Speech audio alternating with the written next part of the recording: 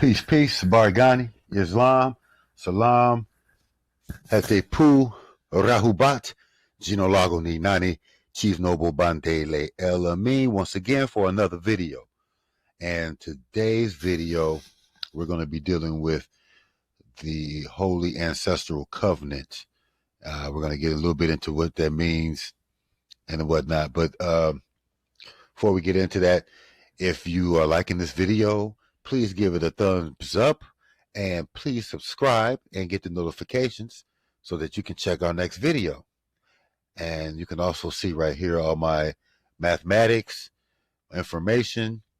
Please check out down here indigenousservices.webs.com for basically a one-stop shop in legal a legal experience. And with that being said, today's blog will be dealing with the Ancestral Covenant, the Book of the Ancestors. We've talked about this book. This book is finally out. We finally produced this book for the Temple of New Kemet, which book is for everyone. But you can find this book on Amazon, and for all members, you can also find this book on Amazon, or you can give me a call for all Temple members, and we can get them out to you. But if not, you can also get this book on Amazon. And so we're going to be breaking down this book today. Basically, what the Holy Ancestral Covenant is prescribing is that, we all have ancestors, and that we all have a DNA or a spiritual lineage that we can contest to. And there are certain people in our lineage that have done extraordinary works, have done incredible work, has done things of bravery, and have created things that are for legacies.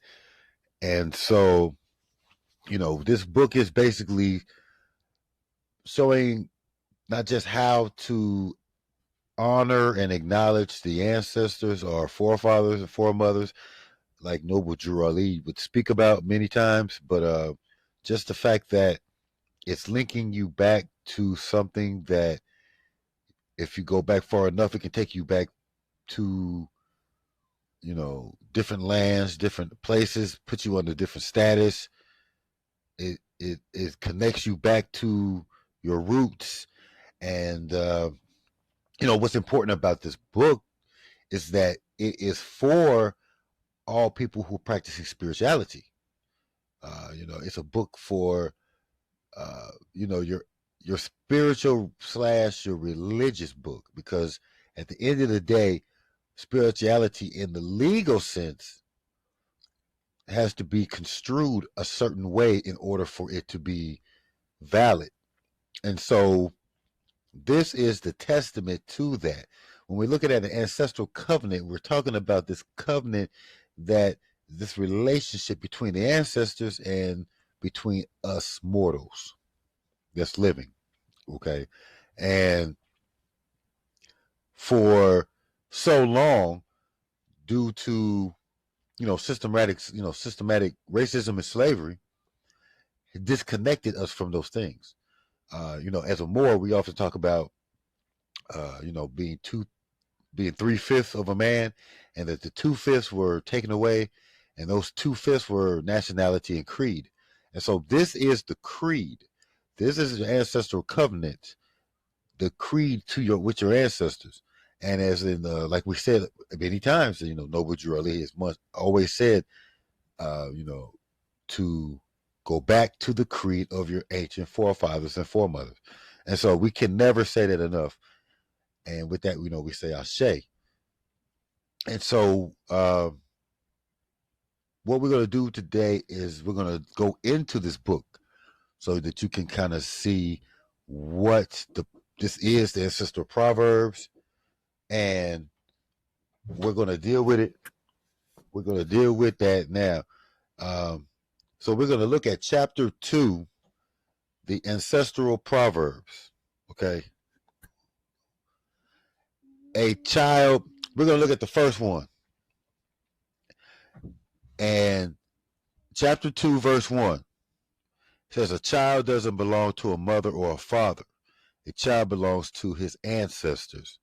Okay, and so, seeing in first chapter 1, making this connection to the ancestors and the children, and you're going to see this kind of play out in other proverbs throughout this book.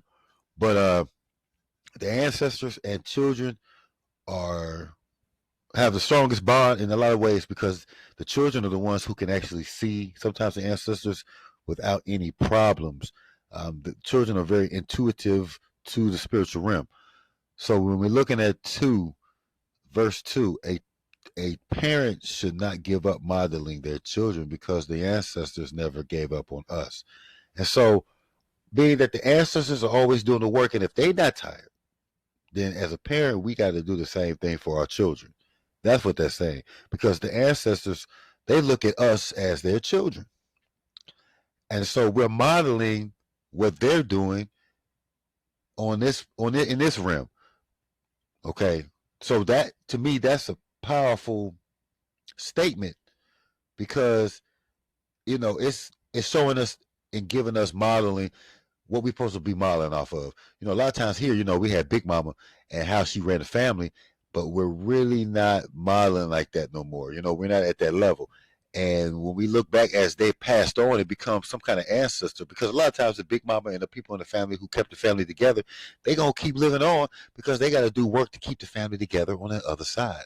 And so because of that, we've got to look toward them and model off of what they did to maintain what we were doing and have, because now it seems like a lot of that has been taken away. And so, we look at verse 3. It says, as you do for your ancestors, your children will do for you. And so again, this just giving a reflection of the ancestors and the children, and the fact that the ancestors, have this relationship with us, and have a relationship, and it's often compared to what you do for your own children. Okay. You do for your ancestors for what we can do on the other side, burning spiritual money. We doing the work. We might do a ritual. We're giving homage. We've got our shrine, giving thanks, acknowledging them, these things they want us to do. And they're actually guiding us. So, it's, it gets kind of deep. Okay, so hold on, let me go back. So we look at number 4, verse 4. Blessings of ancestors are greater than those of living human beings. So, being that the ancestors dwell in a divine or astral plane, which has more insight on what's going on anyway. And so the blessings of the ancestors usually can be characterized as good, and great, because it is coming directly out the astral plane, coming out of the realm. So I mean, like, the blessings from the divine are always good. And it's saying that children are the reward of life. Now, children are the reward of life. Children are life. When you look at children, children are the life. They are the direct difference of the ancestors who are in death. But they, as you'll see, that the ancestors and the children are so combined together, they're intertwined, that it's almost like one and the same sometimes, because children doing things and they act like old souls. So sometimes it's hard to make a difference with children. And it says, if you know his father and grandfather, you must trust his son, which is an old Moorish tale. If you lie, the ancestors will punish you. and so this was, when we think back, when we do something when we was a child, and then we lie about it to our parents, and then something happens to us, they always would be like, see, that's what you get. And it's like, who are they referring to? And to me personally, I always thought they was talking about our ancestors, or, it seemed like that's what they were saying, like, that's why that's what your ancestors did to you, or that's what you get for saying that, because, and but they practicing not non-necessarily African or indigenous culture, but some of these things are embedded in us anyway. So look, verse 9, it is better to be kind to your neighbors than to cross the world to offer incense to your ancestors. Many births mean many rituals.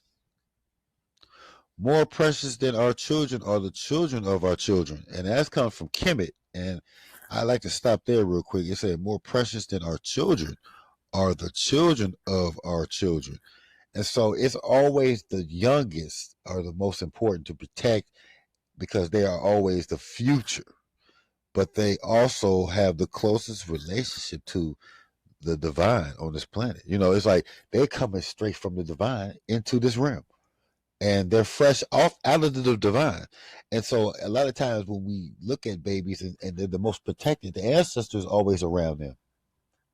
It's like not to be funny, but it's like if you see a baby, then it's got to be some ancestors, somebody around them at this point, because they're the most vulnerable and the freshest to this realm. And now it says, no man can outwit the ancestors. African proverb. No man can outwit the ancestors. The ancestors have the knowledge because they're wise, they're older, and they are being able to deal with the astral realm. And so it's important that we acknowledge that they have a lot of the answers. Now, to get kind of deep, when you look at the ancestors and you look at how we talk about the subconscious and how the ancestors living in the astral realm is, symbolic of the conscious, your subconscious, and going into your subconscious, which is pretty much 90% of you, your being, is subconscious. All the answers are there. And so our ancestors are very wise because they're there in that realm, in that place. And so they're able to access a lot of different things that would be harder for us in our state of mind. It says old men and women in the village are books of wisdom, history, and wisdom. So it's like the elderly are, even though if they're not considered elders, like having a position in society, if we talk about elderly in the sense that elderly people or older people, even as an elderly, you have a certain wisdom that's going to be bestowed because of you've lived long enough to have seen things and understand some things. You've been around the block a few times where you won't trip over that same hump in the road, as you will say. And so that alone makes you wise. And so a lot of times we think of people that are older as weak or feeble or, disposable, but in reality, they are the wisest. And so because that was what we understood, we should always, respect the elderly and look toward them for information and stop looking, elsewhere. But let's look at what they got to say. Open your ears to the ancestors and you will understand the language of spirits. And so, this takes me to thinking about sometimes having a possession. You might have had someone possession where you're taken over by an ancestor and they're speaking to you in different tongues or different languages. But the language of spirit is even more transcending, where you're understanding the language of the astral plane, you're understanding the languages of the unseen, and you're able to be in contact and have an understanding of what's being said. And so that is, something that I think that as coming back into our ancestors that we really need to stay open to, And it says, remember the wisdom of your ancestors in order to become wise. Silence brings wisdom of the ancestors. If you can hear the ancestors, then, they'll usually guide you in the right way if you can be silent. A lot of times too many things are going on in our mind, and we're talking and loud and we're angry or upset, but being quiet and still and being at peace and being silent, you can hear the wisdom being spoken. The ancestors may annoy you, but don't make the mistake of annoying them back, or they will annoy you forever. I mean, a lot of times we annoy them by ignoring them, and that's annoying to the ancestors. And so a lot of times we get annoyed. They annoy and they cause things to happen, and they'll continuously do that until you get what you're trying to need, what is needed for you.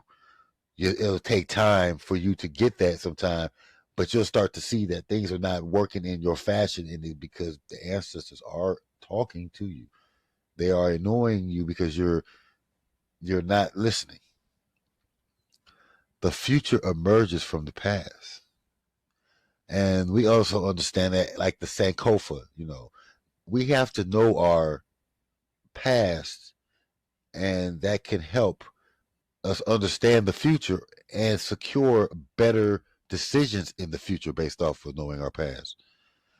It says to neglect one's ancestors would bring ill fortune and failure in life.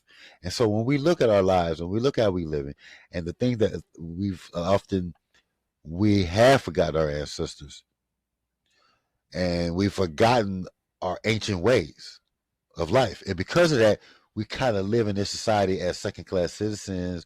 We kind of live in this society not being treated necessarily as fair as should be based on other races or other ethnicities or other people, because we're indigenous or we're dark-skinned, melanated people. And a lot of times these people are the ones who are neglected. And a lot of us have forgotten our ancestors. So that's neglect, and that has caused us to go into a peril. It says, treat the world well. It is not given to you by your parents. It was willed to you by your children. Now that's just heavy. Like, that's something to think about. That's just something to think about. Okay, we have not inherited this land from our ancestors. Rather, we have borrowed it from our children. And you see how they're always saying that we're borrowing it from the future. The future is now. Our ancestors, we didn't inherit it from our ancestors, but in a sense we did. But the fact that children and the connection with the ancestors, and the ancestors see the children as the future always, and so it's always the goal to tend to the children. You have verse 22. You have little power over what's not yours. That would be if people could really understand that you have little power over what's not yours. A lot of times when we talk about feelings, those or anything, those are not your feelings. You can't control other people's feelings. You don't have power over other people's lives because those are not your life. You didn't create that life, and so you really don't have power over that person. But sometimes what we do is we begin to be conditioned into believing that our power is outside of ourselves. And so, I mean, this goes back to just being even sovereign, that the power of sovereignty lies within yourself, and that you have power over that, and that nobody has the power that's not yours. Okay. So, I mean, even with that, you have your power of freedom is in that. Okay. It says when you live next to the cemetery, you cannot weep for everyone. So I mean, being sad for people is one thing, but for the concept of death, and that you're not gonna be able to weep for everybody. This one's important because without history, there is no life. Okay, without history, no life. Nigeria, very true. Without our ancestors, there would be no life. We wouldn't be here.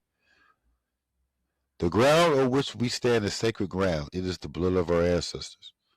Okay. And that's a very Native American, indigenously, these is the blood. Like our blood and sweat tears lay on lands that are ours, that are part of that land. So, I mean, you have this, even though they have forgotten who they were, somewhere inside them, the gift of their ancestors remained. Now that's true in bringing, even though they have forgotten who they are, somewhere inside of them, the gift of their ancestors remained. That's heavy. That's heavy. I mean, man, you know, um, I don't know, man. I mean, just the level like of profoundness that we're looking at, and what our ancestors had. These are like proverbs or sayings from ancestral speaking, and so the fact that we are taking what our ancestors did and putting it into a form of a canon, a legal, so it's legal. You understand that religion and the power that it contains in itself. Religion is recognized by the Constitution. I mean, we can go on and on. If you want to check out, please look at the video that I did on the rites of passage. We get into that so you can see why it's important for melanated people, spiritual people, to be able to have something that they can reference to as a spiritual book, a religious text for themselves. And so this is the beginning of many others, but we're going to start going through this book and breaking it down. Okay. So, I appreciate all the love. Please check out the information in the description. Like we said, please like the video and subscribe. And until then, tuta anana.